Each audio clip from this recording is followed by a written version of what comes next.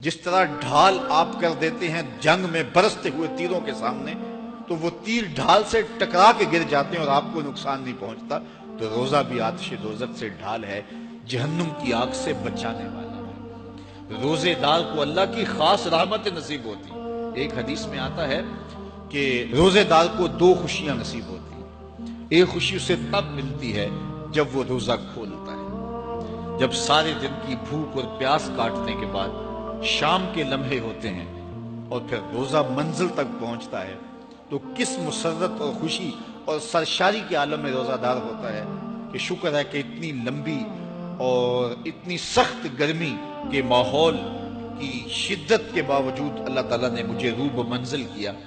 تو اس وقت ایک احساس اس کے ساتھ جڑا ہوتا ہے، اور پھر جب وہ ٹھنڈا اور میٹھا مشروب اپنے کام و دہن میں ٹپکاتا ہے اور وہ ٹھنڈا میٹھا مشروب اس کی رگوں کو تر کرتے ہوئے معدے کی طرف بڑھ رہا ہوتا ہے، اس کی زبان بولے نہ بولے دل اللہ کا شکر ادا کر رہا ہوتا ہے، اس کا ایک ایک عضو بدن رب کا شکرانہ ادا کر رہا ہوتا ہے۔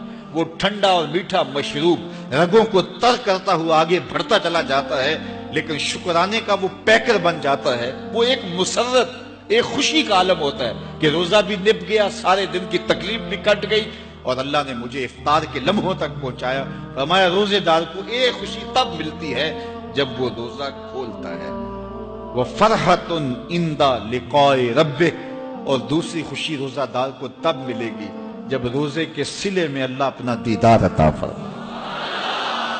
بنی آدم کے جتنے بھی عمل ہیں 10 سے لے کر 700 گنا تک اس کا ثواب اولاد آدم کو اس کا دیا جاتا ہے۔ جتنا گڑ ڈالو اتنا ہی میٹھا، تو بعض کو 10 گنا، بعض کو 70 گنا، بعض کو 100 گنا، بعض کو 700 گنا، تو 10 سے لے کر 700 گنا تک بندے کے اعمال کا صلہ دیا جاتا ہے۔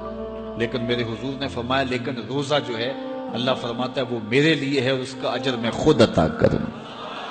جب وہ خود عطا کرے گا تو کتنا عطا کرے گا؟ سخی اتنا بڑا ہو تو پھر کیا عطا کرے گا؟ بلکہ بعض نے اس کو عجزی بہی کی بجائے عجزہ پڑھا ہے بصیغہ مجہول، کہ روزہ میرے لیے ہے اور اس کی جزا میں خود ہوں۔ باقی اعمال کی جزا جنت ہے، جنت کی نعمتیں ہیں اور بہت کچھ ہے، لیکن روزے کی جزا میں خود ہوں۔ اور جس کو وہ خود مل گیا پھر جنت میں مل گئی، جنت والا جو مل گیا پھر جنت بھی مل گئی، جنت کی نعمتیں بھی مل گئی۔ تو روزہ اللہ کی خوشنودی کا ذریعہ ہے، اس کی رضا کا ذریعہ ہے۔ تو خوش نصیب لوگ روزے کی برکتیں حاصل کرتے ہیں۔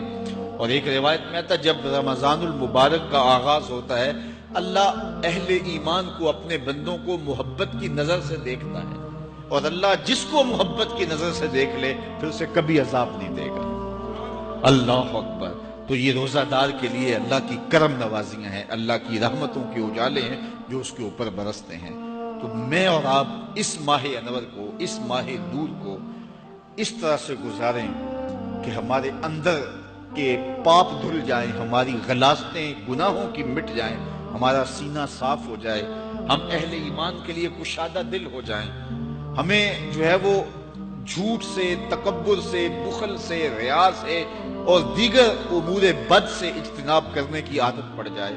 روزہ جو سکھانا چاہتا ہے ہم وہ اس سے سیکھ لیں، اور روزے کی برکات ضبط نفس کی صورت میں ہمیں نصیب ہو جائیں، تو ہم روزے کے بعد بھی، ماہ صیام کے گزرنے کے بعد بھی ایک نئی زندگی لے کر، ایک تازگی لے کر، ایک نور و روشنی لے کر کے جو ہے وہ معاشرے کے، اسلامی معاشرت کے ایک اہم فرد کی صورت کے اندر جو ہے وہ سامنے آئیں۔ تو اللہ اس ماہ صیام کی برکتیں ہمیں نصیب فرمائے۔